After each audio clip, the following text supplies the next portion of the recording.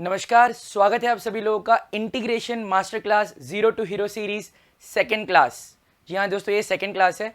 Already एक class जो है मैंने लाइव स्ट्रीम की थी अपने चैनल पर और वो ऑलरेडी अवेलेबल है।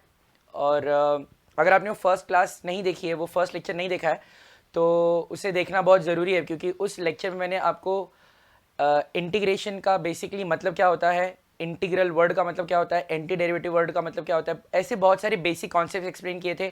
और इंटीग्रेशन चैप्टर के लिए जो एलिमेंट्री फॉर्मूले रिक्वायर्ड है, जो बेसिक फॉर्मूले रिक्वायर्ड है, जिन्हें हम इंटीग्रल ऑफ स्टैंडर्ड फंक्शंस भी कहते हैं, उन सब के बारे में मैंने आपको क्लास 1 में बताया था। उम्मीद करता हूँ कि आपने वो क्लास का लेक्चर, जो क्लास है उसका लेक्चर देखा होगा, वीडियो देखा होगा। अगर नहीं देखा है तो मैं आपको यहाँ पे आई बटन में लिंक दे दूंगा और डिस्क्रिप्शन में भी आपको लिंक दे दूंगा। आप जाके उस क्लास 1 को देख सकते हैं। काफ़ी अच्छे से मैंने समझाया हुआ है और आप देखेंगे तो बिल्कुल मैं ये लाइक दावे के साथ कह सकता हूँ कि आपको सब कुछ एकदम क्लियरली समझ में आएगा। और ये बेसिकली क्लास सभी लेवल के स्टूडेंट्स 10+2 मतलब क्लास 12 के जो भी बच्चे हैं, चाहे वो स्टेट बोर्ड को बिलोंग करते हों, चाहे वो सीबीएसई बोर्ड को बिलोंग करते हों, या फिर एक मिनट रुकिए ज़रा। हाँ अब ठीक है। हाँ, तो मैं ये कह रहा था कि जो ये क्लास है ये स्टेट बोर्ड के स्टूडेंट्स के लिए भी है, सीबीएसई बोर्ड के स्टूडेंट्स के लिए भी है। चाहे आप स्टेट कोई भी बोर्ड से आप बिलोंग करें, आप ये वीडियो ये क्लास को फॉलो कर सकते हैं। और अगर आप जेई एस्पिरेंट है, सीईटी एस्पिरेंट है, या जेई एडवांस एस्पिरेंट है, तो भी आप इस क्लास को फॉलो कर सकते हैं, क्योंकि बहुत ही बेसिक से मैं इंटीग्रेशन को समझाने वाला हूँ। और तो चलिए शुरू करते हैं फिर आज का क्लास। और तो आज की क्लास में हम बेसिकली एक थियरम के बारे में बात करने वाले हैं। तो थियरम क्या है, मैं उसका स्टेटमेंट यहाँ पे लिख रहा हूँ, फिर उसको हम प्रूव भी करेंगे। तो थियरम स्टेट्स दैट कि अगर हमारे पास, अगर हम कहते हैं कि जैसे मान लो कि एफ ऑफ एक्स का इंटीग्रल मान लो जी ऑफ एक्स है, जी ऑफ एक्स प्लस सी है, तो ऐसे केस में इंटीग्रल ऑफ, मतलब ये मान लो कि गिवन कंडीशन है, तो अगर हमें मान लो F of A x plus B को इंटीग्रेट करना हो विथ रिस्पेक्ट टू एक्स, तो इसका जो इंटीग्रल है ये आएगा G of A x plus B upon A plus C. मतलब अगर हम एफ ऑफ एक्स को इंटीग्रेट करेंगे तो एफ ऑफ एक्स का integral G of X plus C आएगा। मान लेते हो कि एफ ऑफ एक्स को इंटीग्रेट किया, जी ऑफ एक्स मिला, और अब हम क्या कर रहे हैं, f of A x plus B को इंटीग्रेट कर रहे हैं। फर्क देखिए क्या हो रहा है, क्या बदल रहा है। यहां पर ये एफ ऑफ एक्स, एक्स का फंक्शन है, ये एक्स की जगह पे क्या आ रहा है, ए एक्स प्लस बी। एक्स की जगह पर ए एक्स प्लस बी आ रहा है। ए एक्स प्लस बी क्या है, एक्स का लीनियर फंक्शन। तो जो फॉर्मूला आपने एक्स के लिए पढ़ा था, जो भी फॉर्मूला मैंने आपको क्लास 1 में फर्स्ट क्लास में बताया था कि एक्स के सारे फॉर्मूले, right, integral of x raise to n, integral of log x, integral of E raise to x, integral of sine x and cos x and so on. अगर उन सभी केसेस में एक्स की जगह पर ए एक्स प्लस बी आ जाए, जैसे यहां पर ए एक्स प्लस बी आ गया, राइट, तो फिर क्या करना है, आपको इंटीग्रेट वैसे ही करना है, जो फॉर्मूला है वैसे का वैसे ही अप्लाई करना है। बस एक फर्क पड़ेगा कि एक्स का जो कोएफिशिएंट आएगा ए, उससे आपको रिजल्ट को डिवाइड कर देना है। बस कोएफिशिएंट ऑफ एक्स से डिवाइड कर देना है। क्या कह रहा हूं, इसको एग्जांपल से यहां पे समझते हैं। देखो, जैसे आपको मालूम है कि साइन एक्स का इंटीग्रल, साइन एक्स का इंटीग्रल क्या होता है, साइन एक्स का इंटीग्रल होता है माइनस कॉस एक्स प्लस सी। तो अगर मैं आपको बोलूं कि what is the integral of sine of A x plus b, x की जगह पे क्या आ गया, a x plus b, x की जगह पे क्या आ गया, ए एक्स प्लस बी। तो sine of A x plus B का इंटीग्रल क्या आएगा, एक मिनट, इसको थोड़ा सा साइड में लेते हैं, बहुत अलग जगह पे आ गया, या तो sine of A x plus B का इंटीग्रल क्या आएगा, तो साइन का इंटीग्रल क्या होता है, माइनस कॉस, तो minus cos of A x plus b लिखना है। बट एक और काम करना पड़ेगा, जो कोएफिशिएंट ऑफ एक्स है, यहाँ पे कोएफिशिएंट ऑफ एक्स क्या है, ए, तो ए से डिवाइड भी करना पड़ेगा प्लस सी। तो ये कहा जा रहा है यहाँ पर, राइट, यानी x की जगह पर ए एक्स प्लस बी आया तो ये फॉर्मूला काम करेगा। लेकिन अगर x की जगह पे कुछ और आ जाता है, एक्स स्क्वायर आ जाता है, एक्स क्यूब आ जाता है, कुछ और चीज आ जाती है, तो इंटीग्रल के जो हमने फॉर्मूले पढ़े थे वो काम करने वाले नहीं है, वो फॉर्मूले वैसे आप अप्लाई नहीं कर सकते। कहने का मतलब क्या है कि अगर आपको पूछा गया कि what is the integral of sine of x square, और अगर आपको लगता है कि साइन ऑफ एक्स स्क्वायर का integral minus cos of x square है तो आप गलत सोच रहे हैं, गलत सोच रहे हैं आप। अगर ऐसा आप सोचते हो कि साइन ऑफ एक्स स्क्वायर का integral minus cos of x square है तो ये गलत हो जाएगा। क्यों? क्योंकि अगर आपने क्लास 1 को फॉलो किया होगा, देखा होगा, तो आपको मैंने बताया था कि इंटीग्रल के कोई इक्वेशन अगर इंटीग्रल के टर्म्स में दिया गया है तो उस इक्वेशन की वैलिडिटी को आप वेरीफाई कर सकते हो। कैसे? आप इस राइट हैंड साइड को डिफरेंशिएट कर दो, इसको आप क्या कर दो, डिफरेंशिएट करो, इसमें डी बाई डी एक्स लगा दो, डिफरेंशिएट कर दो विथ रिस्पेक्ट टू एक्स। अगर इसका derivative sine of x square के बराबर आया तो इसका मतलब ये रिलेशन करेक्ट है। बट आपको मालूम है कि इस राइट हैंड साइड का अगर हम डेरिवेटिव लेंगे तो इसका डेरिवेटिव जो है वो साइन ऑफ एक्स स्क्वायर नहीं आएगा, कुछ और आएगा, sine of x square into 2x आएगा। तो इसका मतलब ये जो रिलेशन है ये करेक्ट नहीं है। तो जो भी हमने एलिमेंट्री फॉर्मूले पढ़े थे, जो बेसिक स्टैंडर्ड इंटीग्रल्स के फॉर्मूले पढ़े थे क्लास 1 में, वो सारे फॉर्मूले जनरल फॉर्मूले नहीं है, वो सारे फॉर्मूले, बस एक बात याद रखो, x के फंक्शन के लिए या ax प्लस बी, एक्स की जगह पर अगर ax प्लस बी आ जाए तो वो फॉर्मूले काम करेंगे और उसके साथ आपको x के कोएफिशिएंट से डिवाइड भी करना है। फॉर्मूले अप्लाई करने के बाद x के कोएफिशिएंट से डिवाइड भी करना है, इस बात को मतलब जस्ट ध्यान रखो। ओके, अब इसको थोड़ा सा और भी एग्जांपल से समझते हैं कि बेसिकली क्या कहा जा रहा है। अब जैसे मान लो कि आपको बोला गया what is the integral of, find the integral of sign 2x, तो क्या इसमें साइन x वाला फॉर्मूला काम करेगा? यस, बिल्कुल काम करेगा, क्योंकि x की जगह पे क्या आ गया, 2x। 2x एक लीनियर फंक्शन है, लीनियर फंक्शन के केस में फॉर्मूला काम करेगा। तो साइन 2x का इंटीग्रल क्या हो जाएगा, माइनस कॉस 2x, और इसके साथ में x के कोएफिशिएंट से डिवाइड कर देना, divide by 2 plus c। Okay, अच्छा, now what is the integral of sine of 3x minus 5, तो क्या ये साइन ऑफ 3x माइनस 5 को इंटीग्रेट करने के लिए ये साइन x वाला फॉर्मूला काम करेगा? बिल्कुल काम करेगा। क्यों? क्योंकि x की जगह पे क्या लिखा है, 3x minus 5, 3x minus 5 is a linear function of x, तो दिस फॉर्मूला विल वर्क। तो साइन ऑफ 3x माइनस 5 का इंटीग्रल हम क्या लिखेंगे, माइनस कॉस, साइन का इंटीग्रल क्या है, माइनस कॉस, तो माइनस कॉस, आगे क्या लिखना है आपको, 3x माइनस 5, इसके साथ divide by coefficient of x, coefficient of x क्या है, 3, so divide by 3 plus c होगा, ऑब्वियस सी बात है, आगे प्लस c भी आएगा, राइट। अब जैसे पूछा गया what is the integral of sine of x by 3, sine of x by 3 का इंटीग्रल, तो साइन ऑफ x बाई 3, तो x बाई 3 क्या है, yes, it is a linear function of x, तो ये फॉर्मूला काम करेगा। तो साइन ऑफ x बाई 3 का इंटीग्रल होगा minus cos of x by 3 divide by the coefficient of x which is 1 by 3 plus c, that's it, that's it. So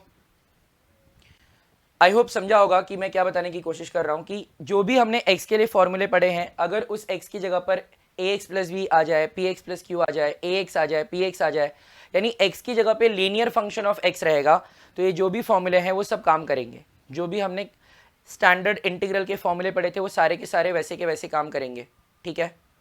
I hope समझ में आ रहा होगा मैं बताने की क्या कोशिश कर रहा हूँ। चलिए, ये यहाँ पे जो रिजल्ट आया है, अब आप बोलेंगे कि ये रिजल्ट कैसे आ गया, हम कैसे मान लें कि ये चीज़ होने वाली है कि यहाँ पर आप इंटीग्रेट करने के बाद कोएफिशिएंट ऑफ x से डिवाइड करोगे, ये क्यों हम मान ले? तो इसका प्रूफ भी है, ऑब्वियस सी बात है, मैं इसको आपको प्रूव करके भी बताऊंगा, ठीक है। और हाँ, आप अपने लेवल पे नोट्स बनाते जाइए, ठीक है। जो भी आपको लग रहा है कि इंपॉर्टेंट है, आपको लग रहा है कि नोट डाउन करने लायक है, तो आप उसको नोट डाउन भी करते जाओ, राइट। बताने की जरूरत नहीं पड़नी चाहिए, बिकॉज आप सभी लोग समझदार हैं। तो अगर आप पढ़ने के लिए बैठे हैं, वीडियो देख रहे हैं, मतलब आप पढ़ने के इंटेंशन से ही आए हैं। अगर पढ़ना नहीं होगा, टाइम पास करना होगा, तो टाइम पास करने के लिए बहुत सारे वीडियोस होते हैं, राइट, आप वहाँ पे जाके टाइम पास कर सकते हैं। बट यहाँ पे आई थिंक आप पढ़ने के लिए ही आते हैं, तो थोड़ा सा सीरियस होकर नोट्स बनाइए, देखिए कि क्या इंपॉर्टेंट चीज़ें मैं बता रहा हूँ, उसको आप नोट डाउन करते जाइए, ठीक है, इससे आपका ही फायदा होगा। तो इसका प्रूफ देखते हैं हम लोग, ठीक है। बहुत ही सिंपल सा प्रूफ है। हमें क्या करना है, हमें इंटीग्रेट करना है, इंटीग्रेट करना है f of A x plus b, f of A x plus B को इंटीग्रेट करना है, राइट, यस। अब अगर आपको f of A x plus B को इंटीग्रेट करना है तो क्या करना पड़ेगा मालूम है? देखो, एक यहाँ पर आपको सब्स्टिट्यूशन करना होगा, इस ए एक्स प्लस बी को, ए एक्स प्लस बी को टी मानना पड़ेगा। क्या मानना पड़ेगा? टी।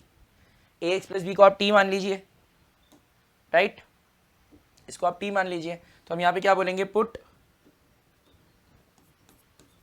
हम बोलेंगे लेट्स से, मान लेते हैं कि टी का वैल्यू ए एक्स प्लस बी है, ठीक है। अब आपको क्या करना है, दोनों तरफ इस रिलेशन को आपको दोनों तरफ डिफरेंशिएट करना है विथ रिस्पेक्ट टू एक्स। अब ये जो चीज़ मैं यहाँ पे करने जा रहा हूँ, ये इंटीग्रेशन टॉपिक में आने वाले क्लासेस में आप देखेंगे कि ये मेथड बहुत फ्रीक्वेंटली यूज़ किया जाएगा। ये जो हम सब्स्टिट्यूशन कर रहे हैं और सब्स्टिट्यूशन करने के बाद ये जो हमने अजम्पशन किया और इस रिलेशन को फिर हम डिफरेंशिएट कर रहे हैं विथ रिस्पेक्ट टू एक्स, ये बहुत कॉमन सी बात होने वाली है। आने वाले समय में बहुत सारे ओकेजन्स पे आप ये चीज़ देखेंगे। जब हम आगे बढ़ेंगे तो इसमें हम एक मेथड सीखेंगे इंटीग्रेशन बाय सब्स्टिट्यूशन, तब आपको समझ में आएगा कि इसकी क्या इंपॉर्टेंस है, राइट। ये चीज़ बहुत फ्रीक्वेंटली यूज़ होने वाली है, तो ध्यान से समझने की कोशिश कीजिए कि मैं क्या कर रहा हूँ यहाँ पर। तो हमने बोल दिया कि भाई ए एक्स प्लस बी को टी माना जाएगा, है ना। ए एक्स प्लस बी को टी मानेंगे। एक मिनट, इसको हटा देते हैं, इसको भी हटा देते हैं। तो हमने टी किसको मान लिया है, इसको ए एक्स प्लस बी को, इसको टी मान लिया, राइट। तो अब हम LHS को डिफरेंशिएट करेंगे, टी को डिफरेंशिएट करेंगे विथ रिस्पेक्ट टू एक्स। तो टी को अगर आप डिफरेंशिएट करोगे विथ रिस्पेक्ट टू एक्स तो इसको क्या बोलेंगे, D T by D x. Right hand side क्या है, ए x plus b. A x plus B का डेरिवेटिव लेंगे तो ए एक्स का डेरिवेटिव ए आएगा, बी का डेरिवेटिव 0 आएगा, तो ultimately A plus 0। A X का डेरिवेटिव ए कैसे आ रहा है, क्योंकि A into derivative of X, X का डेरिवेटिव कितना होगा 1 प्लस 0, 0 का डेरिवेटिव बी कांस्टेंट है, कांस्टेंट का डेरिवेटिव 0, तो अल्टीमेटली ए आ गया। तो D T by D X क्या आ गया, ए। अब यहाँ से एक चीज़ और होगा, यहाँ से एक और नई चीज़ सीखनी है कि ये जो डी एक्स है ये सेपरेट हो सकता है। यहाँ पे एक कॉन्सेप्ट यूज़ होगा वेरिएबल सेपरेशन का। तो ये जो डी एक्स है ये एलिमेंट सेपरेट हो जाएगा, सेपरेट हो जाएगा तो क्या होगा, डी टी इक्वल्स टू, ये डी एक्स इधर आ गया, ए के साथ मल्टीप्लाई होगा तो ए डी एक्स। ओके, अब यहाँ से क्या करना है, हमें चाहिए डी एक्स का वैल्यू, तो ए को इस तरफ ले लो, तो डी एक्स का वैल्यू क्या हो जाएगा, 1/a dt। डी एक्स का वैल्यू क्या आ जाएगा, 1/a dt। ओके, तो अब ये सब कुछ सब्स्टिट्यूशन आपको यहाँ पर इंटीग्रल में अप्लाई कर देना है। तो इसको कंटिन्यू करते हैं यहाँ पर। तो i इक्वल्स टू, अब देखिए क्या होगा, i इक्वल्स टू, आई हमारा इंटीग्रल है, i equals to integral sine और फिर इसके बाद में f ऑफ, अच्छा अंदर f के बाद ब्रैकेट में क्या लिखा है, ए एक्स प्लस बी, जिसको हमने t मान लिया है, तो ये क्या बन जाएगा f ऑफ t और इसके साथ dx, और dx की वैल्यू देखो यहाँ पे हमने लिखी हुई है, कितना वैल्यू है, 1/a dt, 1/a dt। अब 1/a कांस्टेंट है, ये 1/a बाहर आ जाएगा, 1/a बाहर आ जाएगा, तो integral of f of t dt। Okay, अब जैसे यहाँ पे हम बोल रहे हैं कि f ऑफ x का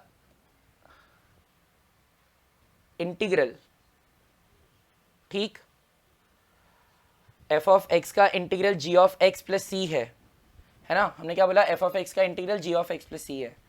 वैसे ही f ऑफ t का इंटीग्रल, अगर f ऑफ x का इंटीग्रल g ऑफ x है तो वैसे ही f ऑफ t का इंटीग्रल क्या होगा, g ऑफ t होगा, ऑब्वियस सी बात है। तो यहाँ पर f ऑफ t का इंटीग्रल क्या लिखेंगे, g of t plus c, और इंटीग्रेट कर दिया हमने तो फिर हमें t को ना फिर से रीसब्स्टिट्यूट करना पड़ेगा। तो t की जगह पे क्या आएगा, t का वैल्यू क्या आएगा, ये देखो यहाँ पर t का वैल्यू क्या है, ए एक्स प्लस बी है, राइट। तो ए एक्स प्लस बी को t से रिप्लेस कर देंगे तो क्या हो जाएगा, 1/a g of A x plus B plus सी। तो यहाँ से भी आपको समझ में आ गया होगा कि एंड रिजल्ट क्या आया कि f ऑफ ए एक्स, ये आई है, राइट। तो मतलब f of A x plus B का इंटीग्रल क्या आ गया, 1/a g of A x plus B plus C. मतलब अल्टीमेटली यही हुआ कि f of A x plus B को जब आप इंटीग्रेट करोगे विथ रिस्पेक्ट टू x तो आपको f का इंटीग्रल क्या है, g, ए एक्स प्लस बी है तो यहाँ पे भी क्या कंटिन्यू करेंगे, ए एक्स प्लस बी, और क्या करना है, x का जो कोएफिशिएंट है a, देखो 1/a आने का मतलब क्या है कि g of A x plus b a से डिवाइड हो रहा है ना, तो डिवाइड बाय a कर देंगे। तो इस तरीके से ये रिजल्ट भी प्रूव हो गया। ये कैसे आया, ये चीज़ क्यों ऐसा हो रहा है, ठीक है, विथ प्रूफ मैंने आपको यहाँ पे ये बता दिया है। तो अब इसके बेसिस पे भी ना कुछ और नए फॉर्मूले यहाँ से क्रिएट होते हैं, तो उन फॉर्मूलों को हमें डिस्कस करना है, राइट। वो सारे फॉर्मूलों को डिस्कस करना है, राइट। तो इस थियरम के बेसिस पे जो नए फॉर्मूले बनने वाले हैं उनको हम 1 बाय 1 देखते हैं, ठीक है। अब देखो, अब हमने जो भी फॉर्मूले पढ़े थे उसमें स्टार्ट करते, कंटिन्यू करते हैं इसके साथ। एक्स रेस टू एन का इंटीग्रल क्या पढ़ा था हमने, x raise to n plus 1 upon n plus 1 plus C, right. तो अगर मान लो x की जगह पर ए एक्स प्लस बी आ जाए, x की जगह पे क्या आ जाए, ए एक्स प्लस बी, तो ए x plus B raise to N का इंटीग्रल क्या होगा? अब एक्स रेस टू एन का इंटीग्रल है X raise to N plus one upon N plus one, तो वैसे ही A x plus B raise to N का इंटीग्रल क्या आएगा? A x plus B raise to N plus one upon N plus one, और coefficient of X क्या है? ए है, तो ए से डिवाइड भी करना जरूरी है, तो डिवाइड बाय ए करेंगे फिर प्लस सी। तो इस तरीके से A x plus B raise to N integrate हुआ। ठीक, आई होप समझा रहेगा। x की जगह पर ए एक्स प्लस बी आ जाए तो इंटीग्रेट करने के बाद जो ये फॉर्मूला है उससे तो फॉलो करना ही है आपको, और फिर फॉर्मूला फॉलो करने के बाद मतलब आपका फंक्शन इंटीग्रेट हो गया, और इंटीग्रेट करने के बाद कोएफिशिएंट ऑफ x से डिवाइड करना है। इसको एग्जांपल से समझो। मतलब क्या हुआ इधर, जैसे मान लो आपको बोला गया find the example, find the integral of 3x minus 2 raise to 6, तो इसको आप कैसे इंटीग्रेट करोगे? 3x माइनस 2 रेज टू 6 का इंटीग्रल, तो ये ए एक्स प्लस बी है, right? A x plus B raise to n है, तो इसका इंटीग्रल क्या आएगा? 3x माइनस 2 के पावर में 6 plus 1 divide by 6 plus 1, right? Power में 6 है तो 3x minus 2 raise to 6 plus 1 divide by 6 plus 1, और इसके साथ क्या होगा? कोएफिशिएंट ऑफ x क्या है? 3 है, तो divide by 3 plus c. That means क्या रिजल्ट आया? 3x माइनस 2 के पावर में 7 और नीचे भी 7 इंटू 3 21 प्लस सी। तो दिस इज हाउ ये फॉर्मूला अप्लाई होगा। अब देखो, अगर मान लो एक दूसरा एग्जांपल लेते हैं जहां पर आपको बोला गया integrate x plus 9 raise to 3/2 है ना, या कुछ एग्जांपल रेज टू 3 है, चलो। तो यहाँ पर x की जगह पे क्या, अच्छा x प्लस 9 रेज टू 3, मतलब ये लीनियर का पावर है, राइट? x प्लस 9 क्या है? लीनियर फंक्शन, तो हम कह सकते हैं कि x plus 9 is in the form of A x plus b, correct? तो जब भी लीनियर फंक्शन आएगा ना, लीनियर फंक्शन, तो लीनियर फंक्शन को आप x की तरह मान सकते हो, तो x प्लस 9 को आप x की तरह ट्रीट कर सकते हो। सिर्फ लीनियर फंक्शन को ही x की तरह ट्रीट करने का आपके पास फ्रीडम है, कोई और फंक्शन हुआ तो उसको x ट्रीट नहीं करना है, नहीं तो बहुत बड़ा ब्लंडर हो जाएगा, बहुत बड़ी गलती आप करेंगे, टेक्निकली बहुत ज़्यादा गलती कर देंगे आप। तो आपको सिर्फ x रहा तो x, तो ऑब्वियस सी बात है, अगर x की जगह पर ए एक्स प्लस बी आए या ए एक्स आए या सिर्फ x आए, या जैसे यहाँ पे अभी x प्लस 9 आ गया, मतलब ये क्या है? x प्लस बी कह सकते हो आप इसे, तो उसे x की तरह ट्रीट करना है। तो ये x प्लस 9 x है, तो x के पावर में 3, तो x के पावर में 3 अगर है तो उसका इंटीग्रल क्या होगा? x के पावर में 4 अपॉन 4, तो x प्लस 9 रेज टू 3 का इंटीग्रल क्या आएगा? x प्लस 9 के पावर में 3 प्लस 1 4 डिवाइडेड बाय 4, ठीक है? पावर में 4 फिर डिवाइड बाय 4। अब इसके बाद देखो अब क्या होगा यहाँ पे, अब देखो एक ध्यान दो, कोएफिशिएंट ऑफ x यहाँ पे क्या है? 1 है ना, तो नीचे क्या करना है? डिवाइड बाय 1 करना है। तो अच्छा, डिवाइड बाय 1 करने से कोई फर्क पड़ेगा क्या? मतलब जो भी कोएफिशिएंट ऑफ x है उससे आपको डिवाइड करना होगा पूरे रिजल्ट को। तो हमने यहाँ पे पूरे रिजल्ट को इंटीग्रेट करने से जो भी रिजल्ट आ रहा है उसको हमने 1 से डिवाइड किया, लेकिन 1 से डिवाइड करने पे कोई फर्क तो पड़ता नहीं है ना, तो ज़रूरी नहीं है। तो जब कभी भी सिर्फ कोएफिशिएंट ऑफ x 1 है, जब कभी भी कोएफिशिएंट ऑफ x 1 है तो बेसिकली आपको 1 से डिवाइड करना है, मतलब बेसिकली उस केस में कुछ करना ही नहीं है, राइट? तो अल्टीमेटली क्या बन जाएगा? यहाँ प्लस सी लिख देता हूँ मैं, मतलब ये अल्टीमेटली क्या है? x प्लस 9 के पावर में 4 divided by 4 plus C. I hope ये समझा होगा। तो this is the another formula integral, that is A x plus B raise to N का इंटीग्रल होगा A x plus B raise to N plus 1 upon N plus 1, right? ठीक। अब ऐसे ही आपको और भी बहुत सारे फॉर्मूले पढ़ने हैं, राइट? जितने भी x के फॉर्मूले आपने पढ़े थे, जितने भी x वाले फॉर्मूले आपने पढ़े थे, उन सभी फॉर्मूले में अब आप x की जगह पे क्या करो? ए एक्स प्लस बी पुट कर दो। जैसे आपने एक फॉर्मूला ये भी पढ़ा था, इंटीग्रल ऑफ, क्या पढ़ा था? Integral of 1 upon X, 1 upon X का इंटीग्रल क्या था? Log of mod of X plus C, है ना? 1 बाय एक्स का integral log of mod of X plus C. अब मैं x की जगह पे क्या पुट करने जा रहा हूं? मैं x की जगह पर a x plus b put करने जा रहा हूं। तो दोनों तरफ, इस तरफ भी x की जगह पे क्या आ जाएगा? ए एक्स प्लस बी आ जाएगा, तो log of mod of A x plus b. लेकिन एक फर्क पड़ेगा। क्या फर्क पड़ेगा? एक चीज का ध्यान देना है कि जो कोएफिशिएंट ऑफ x है आपका, कोएफिशिएंट ऑफ x यहाँ पे क्या है? a है, तो आपको a से डिवाइड भी करना है। प्लस सी। तो 1 अपॉन ए एक्स प्लस बी का integral log of mod of A x plus B upon a. Similarly 1 upon P x plus Q का अगर इंटीग्रल आ गया, अच्छा पी एक्स प्लस क्यू क्या है, पी एक्स प्लस क्यू भी linear है, तो 1 अपॉन लीनियर। तो याद रखो कि 1 अपॉन लीनियर का इंटीग्रल होगा log of mod of linear. ठीक, अब ये समझो आप कि कोई भी फंक्शन जो पी एक्स प्लस क्यू के फॉर्म में है इसे हम लीनियर कहेंगे। जो भी function p x plus q के फॉर्म में है, ए एक्स प्लस बी के फॉर्म में है, इन्हें हम क्या कहेंगे, linear. M x plus n के फॉर्म में है, इनको हम क्या कहेंगे, लीनियर फंक्शन। क्योंकि इन सभी केसेस में, इन सभी पॉलिनोमियल्स में, ये बेसिकली पॉलिनोमियल्स है ये सब, राइट ना। और इन सभी पॉलिनोमियल्स में जो x का पावर आ रहा है वो 1 आ रहा है। वेरिएबल का हाईएस्ट पावर इन सभी एक्सप्रेशंस में 1 है, और जिस भी पॉलिनोमियल में वेरिएबल का हाईएस्ट पावर 1 होता है, ऐसे फंक्शंस को हम कहते हैं लीनियर फंक्शन। क्या कहते हैं, लीनियर फंक्शन। तो ये सारे लीनियर फंक्शंस हैं। तो एक बात याद रखना है कि 1 upon linear is always log of mod of linear. तो 1 upon P x plus Q का इंटीग्रल क्या हो जाएगा, log of mod of P x plus Q, log of mod of P x plus Q, and उसके साथ coefficient of X क्या है, p, so divide by p plus C. ठीक, समझ में आया, यस। तो अनदर फॉर्मूला डन। अच्छा, इसको भी एग्जांपल से समझते हैं। जैसे मान लो कि आपको इंटीग्रेट करना रहा, अगर आपको इंटीग्रेट करना रहा 1 अपॉन 3, हमेशा 3 क्यों आ रहा है एग्जाम्पल में, लेट्स से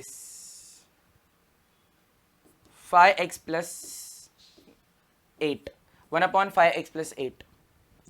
तो 5x प्लस 8 क्या है, लीनियर फंक्शन है। तो 1 अपॉन 5x प्लस 8 का इंटीग्रल हो जाएगा log of mod of 5x plus 8, और फिर x का कोएफिशिएंट क्या है, 5, तो डिवाइड बाय 5 कर देंगे हम लोग यहाँ पर, फिर प्लस सी। That's it. अब अगर मान लो कि ऐसे इंटीग्रेट कर रहे हैं, तो मान लो कोएफिशिएंट ऑफ x नेगेटिव आ गया, जैसे 4 माइनस 3x आ गया, 1 अपॉन 4 माइनस 3x। तो 4 माइनस 3x भी लीनियर फंक्शन ही है। तो इसे जब आप इंटीग्रेट करोगे तो क्या आएगा, log of mod of 4 minus 3x, and coefficient of x क्या है, -3, तो पूरे फंक्शन को -3 से डिवाइड करना पड़ेगा, फिर प्लस सी।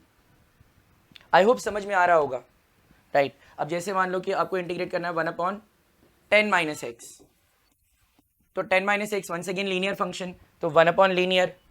तो ये 1 अपॉन लीनियर का इंटीग्रल क्या आएगा, log of mod of 10 minus x, and फिर x का कोएफिशिएंट कितना है, -1, सो डिवाइड बाय -1 प्लस सी। ठीक, समझ में आ रहा है।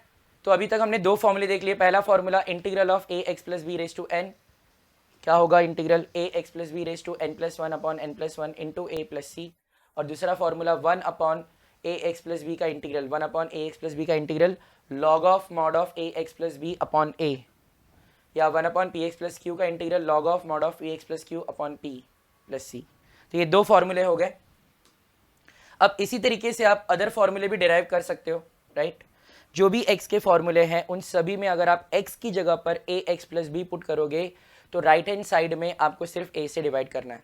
तो जैसे अभी मान लो next root of x, integral of, not root of x, integral of 1 by root of x। 1 by root of x का इंटीग्रल क्या है, 1 बाय रूट ऑफ x का इंटीग्रल है 2 रूट ऑफ x प्लस सी। तो अगर आप x की जगह पे कोई लीनियर फंक्शन यानी a x plus b put करोगे तो क्या होगा, तो 1 upon root of A x plus B का इंटीग्रल होगा 2 root of A x plus b. अब कोएफिशिएंट ऑफ x क्या है, a है, तो डिवाइड बाय a भी करना पड़ेगा, फिर प्लस सी। यस। अब इसके बाद एग्जाम्पल के लिए जैसे मान लो आपको इंटीग्रेट करना है 1 upon root of 2x minus 7, तो ये 1 बाय रूट ऑफ लीनियर है, 1 upon root of 2x minus 7, 1 upon root of linear. तो इसका इंटीग्रल क्या आएगा, 2 टाइम्स रूट ऑफ, मतलब लीनियर फंक्शन को आप x की तरह मानो, right. 1 upon root of x, तो 1 अपॉन रूट ऑफ x का इंटीग्रल 2 रूट ऑफ x, यानी 2 रूट ऑफ 2x माइनस 7, और इसके साथ कोएफिशिएंट ऑफ x क्या है 2, तो 2 से डिवाइड कर देंगे प्लस सी, और 2 यहाँ पे कैंसिल करोगे आप, तो root of 2x minus 7 plus C. ठीक। अब जैसे मान लो कि आपको इंटीग्रेट करना रहा 1 by root of let's say minus X plus half 1 by under root of minus X plus half 1 by under root of linear function, root के अंदर लीनियर है right, minus X plus half, obviously बात है linear है, तो linear को x मान सकते हो आप, अगर इसको x मान लिया तो ये 1 बाय रूट एक्स के फॉर्म में आ गया, 1 बाय रूट एक्स है तो इसका इंटीग्रल क्या होगा 2 रूट एक्स होगा, तो इसका इंटीग्रल क्या होगा 2 रूट एक्स, एक्स मतलब minus X plus half, and wait integrate करने के बाद आपको कोएफिशिएंट ऑफ x से डिवाइड भी करना है, तो यहाँ पे कोएफिशिएंट ऑफ x -1 है, तो पूरा फंक्शन पूरा टर्म -1 से डिवाइड हो जाएगा and then plus C, right, समझ में आ रहा होगा आई होप। फिर ऐसे ही अगर आपको बोला गया integrate 1 by under root of let's से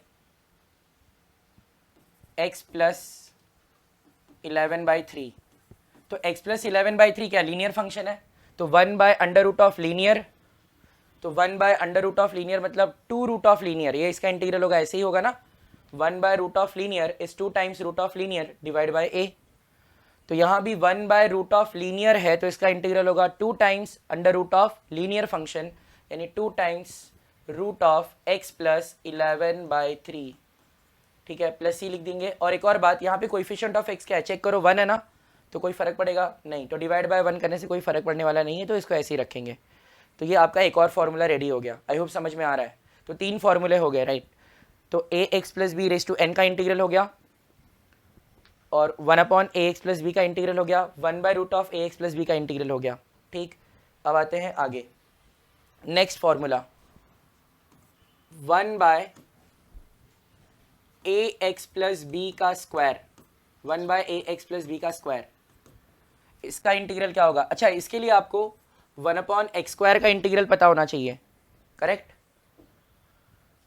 तो 1/x² का इंटीग्रल, तो 1/x² का इंटीग्रल क्या है, 1/x² का इंटीग्रल होता है -1/x प्लस सी, करेक्ट, 1/x² का इंटीग्रल -1/x प्लस सी, तो 1/ax प्लस बी का स्क्वायर, और इसका इंटीग्रल क्या आएगा -1/ax plus B plus C. अब एग्जाम्पल के लिए जैसे आपको बोला गया integrate 1/3x - 5 the whole square, तो 1/ax minus ax plus B का स्क्वायर, 1/ लीनियर का स्क्वायर है ना, तो 1/ लीनियर को x मान सकते हो आप, तो ये 1/x² है, तो 1/x² का इंटीग्रल क्या होगा -1/x, तो 1/3x - 5 का स्क्वायर का इंटीग्रल होगा -1/x, यहाँ पे x क्या है 3x - 5, और इसके साथ एक और काम करना पड़ेगा, कोएफिशिएंट ऑफ x से डिवाइड भी तो करना पड़ेगा ना, तो कोएफिशिएंट ऑफ x यहाँ पे 3 है, तो डिवाइड बाय 3 भी करेंगे, फिर प्लस सी, इस तरीके से ये इंटीग्रेट हो जाएगा। सो एक और फॉर्मूला कंप्लीट हो गया, ठीक है। एक साथ सारे फॉर्मूले में लास्ट में लिखवा के भी दूंगा आप लोग को, टेंशन मत लो इसका, ठीक है, सारे फॉर्मूले एक साथ भी हो जाएंगे। अब आगे आते हैं फटाफट। अब ax plus B raise to n हो गया, 1/ax प्लस बी हो गया, 1/√ax प्लस बी हो गया, फिर 1/ax प्लस बी का स्क्वायर, ये भी हो गया, यानी सारे अलजेब्रिक फंक्शंस कंप्लीट कर दिए हमने। अब आते हैं एक्सपोनेंशियल फंक्शन पर। अब आपको पता है कि e रेज टू एक्स का integral e raise to X होता है, तो e raise to ax plus B का इंटीग्रल क्या होगा, तो e raise to ax plus B का इंटीग्रल होगा e raise to ax plus B upon a plus C, right है, e raise to ax plus B का integral e raise to ax plus B upon a plus C, सही है। इसी तरीके से अगर आपको बोला गया integrate e raise to 2x, तो 2x इज लीनियर राइट ना, 2x is linear, it's like ax plus B only, जहां पे b 0 है, तो e रेज टू 2x का इंटीग्रल क्या आएगा e raise to 2x divide by the coefficient of x which is 2 plus C. अगर integral of मान लो कि से x/2 प्लस 3/2 आ गया, मान लो e के पावर में क्या आ गया x/2 प्लस 3/2, तो e raise to x/2 plus 3/2 का इंटीग्रल होगा क्योंकि x/2 plus 3/2 is like linear, like मतलब क्या लीनियर ही है, तो इसको x की तरह मानेंगे, तो e रेज टू x का integral e raise to x है, और e raise to ax plus B का integral e raise to ax plus b by a है, तो वैसे ही e raise to x by two plus 3/2 इसका integral होगा e raise to x by 2 plus 3/2 and then divide by the coefficient of x which is 1/2 then plus c.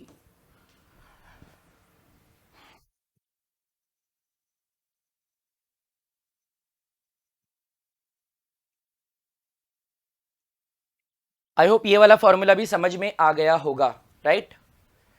Okay, अब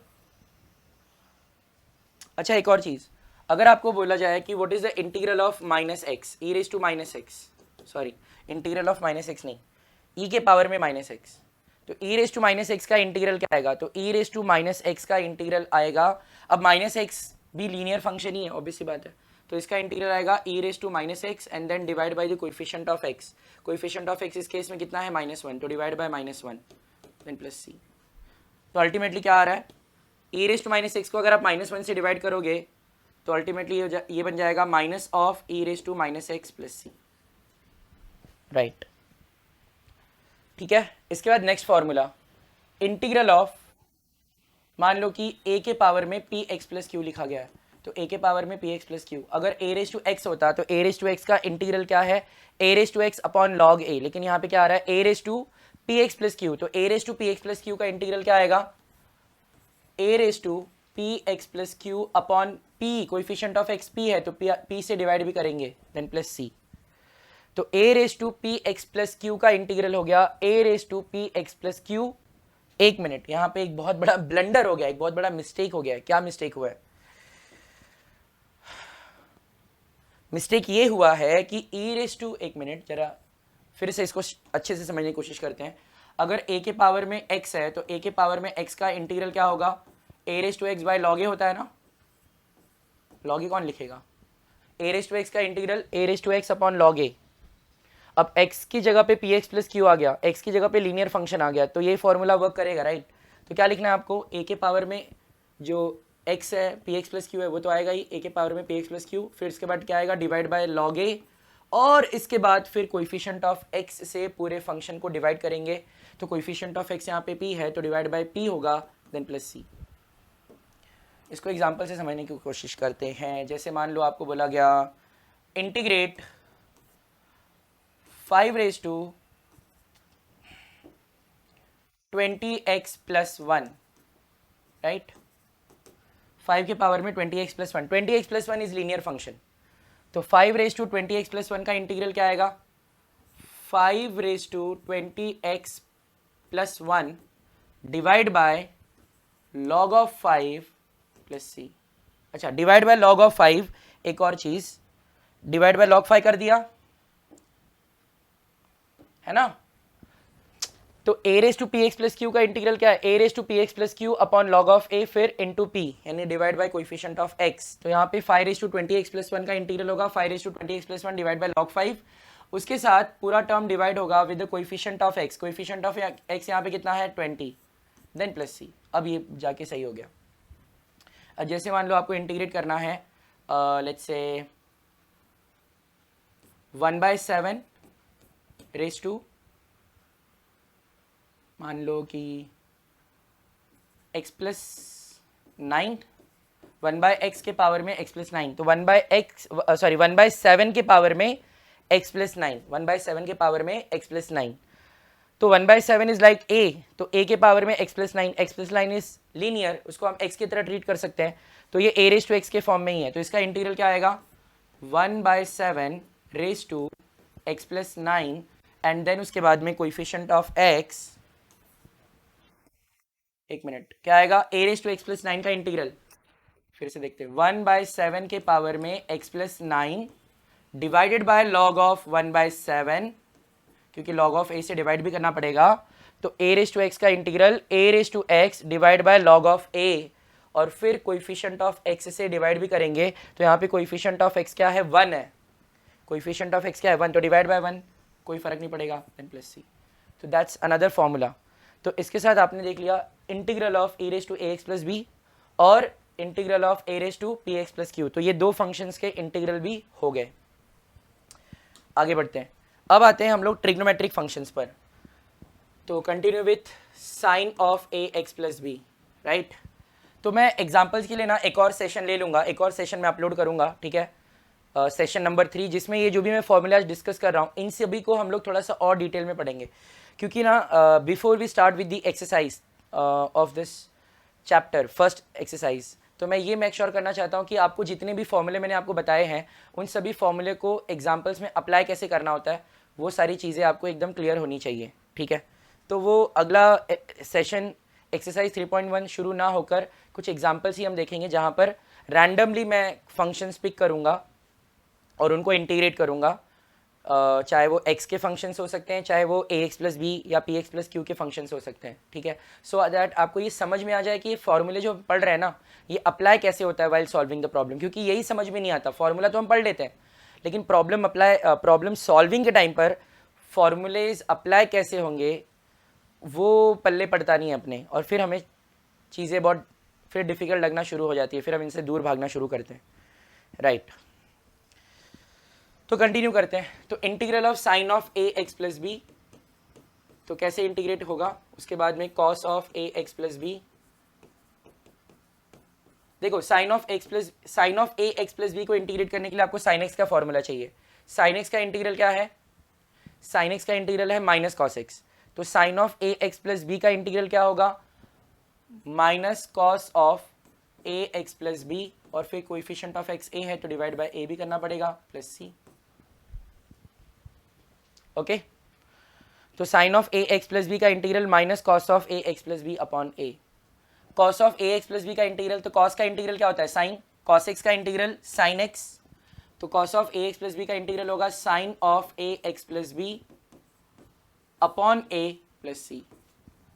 इसके बाद में integral of sec square of A x plus B, sec square X का integral tan X, तो sec square of A x plus B का integral क्या होगा, tan of A x plus B upon A plus C.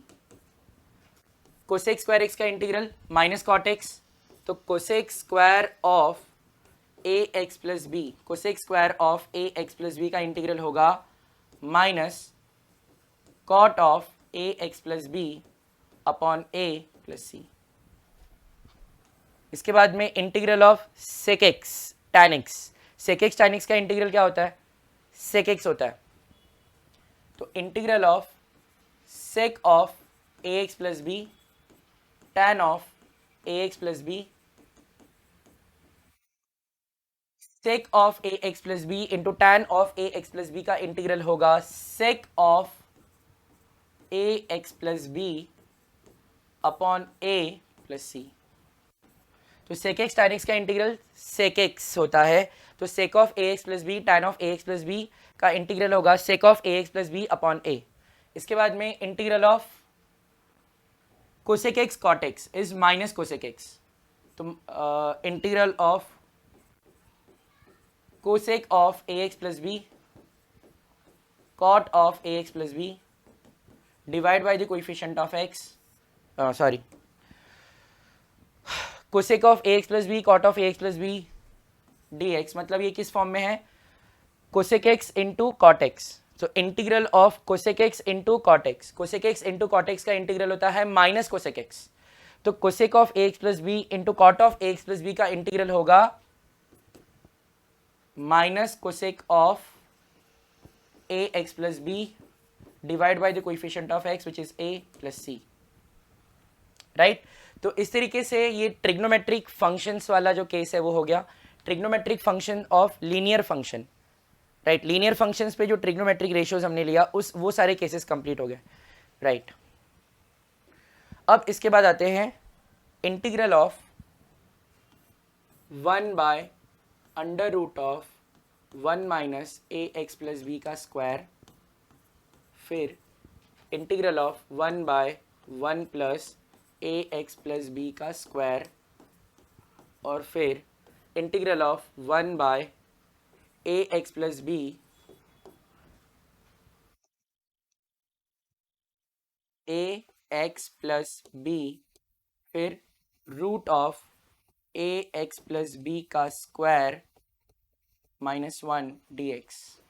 अच्छा, अब ए x plus B को अगर हम एक्स की तरह मान के चलें तो ये क्या है 1/√1 माइनस एक्स स्क्वायर, तो इसका इंटीग्रल होता है sine inverse of x, right.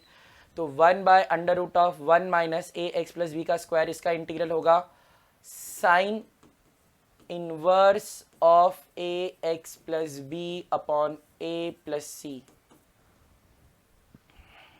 ठीक है। अब यहां पर 1/1 plus a x plus B का स्क्वायर, तो 1/1 plus a x plus B का square, a x plus B को हम क्या मानेंगे, एक्स मानेंगे, तो 1/1 प्लस एक्स का स्क्वायर, तो 1/1 प्लस एक्स का स्क्वायर, इसका इंटीग्रल क्या होगा, इसका इंटीग्रल होगा tan inverse of A x plus B upon a, क्योंकि आपको पता है कि 1/1 plus x square, 1/1 plus x square का इंटीग्रल होता है tan इनवर्स ऑफ एक्स। अब उस x की जगह पे क्या आ गया, ए एक्स प्लस बी, तो इसका इंटीग्रल हो जाएगा tan inverse of A x plus B upon A plus C. अब ये देखो 1/ए एक्स प्लस बी को अगर हमने x माना है तो 1/x root of x square minus 1, क्या आया 1/x under root of x square minus 1। अब इसका इंटीग्रल क्या होगा, इसका इंटीग्रल होगा sec inverse of A x plus B upon A plus C. Yes, तो इस तरीके से हमने सारे पॉसिबिलिटी कवर कर दी है कि अगर x का जो फंक्शन, हमने जो x के लिए फॉर्मूले पढ़े थे क्लास नंबर 1 में, x की जगह पे अगर ए एक्स प्लस बी आ जाए, पी एक्स प्लस क्यू आ जाए, या ए एक्स आ जाए, x की जगह पे कोई भी लीनियर फंक्शन आ जाए, तो फॉर्मूला में क्या चेंज होगा या फॉर्मूला कैसे बिहेव करेगा, कैसे अप्लाई करना है, वो सारा चीज़ों का हमने यहाँ पे डिस्कशन कर लिया है। आप चाहें तो सारे फॉर्मूलेज को ना एक बार नोट डाउन कर सकते हैं, तो मैं आपको बता देता हूँ कि कौन कौन से फॉर्मूले आपको नोट डाउन करने हैं, तो आप वीडियो पॉज कर करके नोट डाउन कर सकते हैं, ठीक है, क्या क्या फॉर्मूले आपको नोट डाउन करने हैं। यस, तो पहले तो आप ये वाला फॉर्मूला नोट डाउन कर लेना, ठीक है, राइट, वीडियो पॉज करके कर लेना ये। इसके बाद नेक्स्ट फॉर्मूला कौन सा आपको नोट डाउन करना है, फिर ये वाला फॉर्मूला नोट डाउन करना, राइट। तो ए x plus B raise to N का integral A x plus B raise to N plus 1 upon N plus 1 into A plus C, 1/ए एक्स प्लस बी का integral log of mod of A x plus B upon A plus C. इसके बाद 1/अंडर root of A x plus b, इसका integral 2 root of A x plus B upon A plus C. इसके बाद integral of 1/ए x plus b square minus 1/ए x plus B plus सी, तो ये फॉर्मूला, ठीक। इसके बाद integral of e raise to a x plus b equals to e raise to a x plus B upon a. इसके बाद integral of a raise to P x plus q equals to a raise to P x plus Q upon log of a into p. इसके बाद ये सारे फॉर्मूले, integral of sine of A x plus b minus cos of A x plus B upon a, integral of cos of A x plus b sine of A x plus B upon a, sec square of A x plus B का integral tan of A x plus B upon a, cosec square of A x plus B का integral minus cot of A x plus B upon a, sec of A x plus b tan of A x plus B का integral sec of A x plus B upon a, cosec of A x plus b cot of A x plus B का integral minus cosec of A x plus B upon a. उसके बाद में 1/√1 minus a x plus b square, इसका integral sine inverse of A x plus B upon a, फिर 1/1 plus a x plus b square, इसका integral tan inverse of A x plus B upon a, और फिर 1/ए x plus b root of A x plus b square minus 1, इसका integral sec inverse of A x plus B upon A plus सी। तो इस तरीके से ये सारे फॉर्मूले हो गए। तो आज के सेशन में इतना ही हम डिस्कस करेंगे। अगला सेशन जो होगा वो काफ़ी क्रूशल रहने वाला है, क्योंकि उस सेशन से आप ये समझेंगे कि इंटीग्रल के बेसिक फॉर्मूले कैसे प्रॉब्लम सॉल्विंग में अप्लाई किए जाते हैं। अभी तक क्लास 1 क्लास 2 मिला के जितने भी फॉर्मूले हमने पढ़े हैं, उन सारे फॉर्मूलेज प्रॉब्लम सॉल्विंग में कैसे अप्लाई होंगे, उस पर अगला सेशन हमारा बेस्ड है। तो वो सेशन बहुत इंपॉर्टेंट रहने वाला है, उसको बिल्कुल भी मिस मत कीजिएगा। शायद वो लाइव स्ट्रीम हो सकता है या मैं अपलोड करूँ, कुछ भी हो सकता है, मैं भी शायद अपलोड ही करूँगा। तो उम्मीद करता हूँ कि आज का सेशन आपको समझ में आया होगा। अगर आपको ये क्लास अच्छी लगी, मेरा एक्सप्लेनेशन अच्छा लगा, समझ में आया सब कुछ, तो मुझे मेरे काम को सपोर्ट करने के लिए आप चाहते हैं कि मैं इसी तरीके से और भी लेक्चर्स और भी अलग अलग टॉपिक पे क्लासेस अपलोड करूं, लाइव स्ट्रीम्स करूं, राइट। और मैथमेटिक्स की आपकी प्रिपरेशन को और स्ट्रॉन्ग करने के लिए मैं कुछ कंट्रीब्यूट कर सकूँ, तो इसलिए वीडियो को सपोर्ट, इस चैनल को सपोर्ट कीजिए by liking this video, sharing this video to your friends, और सब्सक्राइब नहीं किया है तो सब्सक्राइब कर लो, और बेल नोटिफिकेशन घंटी बजा देना, और नोटिफिकेशन में ऑल का ऑप्शन ले लेना, ठीक है, ऑल सिलेक्ट कर लेना, सो दैट जब कभी भी मैं कोई नया वीडियो अपलोड करूँगा तो उसकी नोटिफिकेशन आप तक पहुँचेगी और आप लेक्चर मिस नहीं कर पाएंगे, या पहले आप देख लेंगे और अपने दोस्तों से भी आगे रहेंगे, राइट। तो और इसके साथ यहाँ पर सोशल मीडिया हैंडल्स पॉपअप हो रहे हैं, जब से लेक्चर स्टार्ट हुआ है तब से लेके अब तक सोशल मीडिया हैंडल्स फॉलो हो रहे हैं, तो आप जाके मुझे सोशल मीडिया पर मुझसे जुड़ सकते हैं, और अगर कुछ पूछना है तो आप मुझसे पूछ सकते हैं, मुझसे कम्युनिकेट कर सकते हैं, कांटेक्ट कर सकते हैं मुझे वहाँ से आप, ठीक है। तो इंस्टाग्राम हैंडल है, फेसबुक पेज का आपको लिंक दिख रहा होगा, लिंक तो नहीं दिख रहा है, मतलब सारे हैंडल्स, राइट, और ट्विटर दिख रहा है, कू दिख रहा है, तो जाके मुझे फॉलो कीजिए और जुड़िए और कांटेक्ट कीजिए। अगर आपको कोई डाउट है तो डेफिनेटली मैं ट्राई करूँगा उन आपकी प्रॉब्लम्स को सॉल्व करने के लिए। तो आज का वीडियो यहीं पर हम एंड कर रहे हैं, आज की क्लास यहीं पर एंड कर रहे हैं। मिलेंगे बहुत ही जल्द एक नए वीडियो के साथ, तब तक आप अपना ख्याल रखिए। नमस्कार, जय हिंद।